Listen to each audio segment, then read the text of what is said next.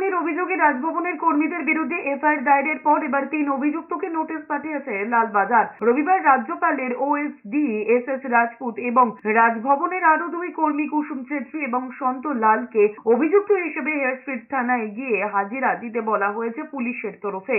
রাজভবনের ঘটনায় hair street থানায় অভিযোগ দায়ের হওয়ার পর একটি বিশেষ অনুসন্ধান দল গঠন করেছিল কলকাতা পুলিশ। পুলিশের সেই বিশেষ দল অনুসন্ধান চালানোর মাঝেই শনিবার জানা যায় রাজভবনের 3 কর্মীর বিরুদ্ধে এফআইআর দায়ের করা হয়েছে পুলিশের তরফে। ভারতীয় দণ্ডবিধির 166 ধারায় সরকারি কর্মীকে নিগ্রহ এবং 341 ধারায় বলপূর্বক আটকে রাখার অভিযোগে ওই 3 জনের বিরুদ্ধে এফআইআর করেছে লালবাজার সূত্রের খবর। উল্লেখ্য, কিছুদিন আগেই রাজভবনের এক অস্থায়ী মহিলা কর্মীকে শ্লীলতাহানির অভিযোগ উঠেছিল।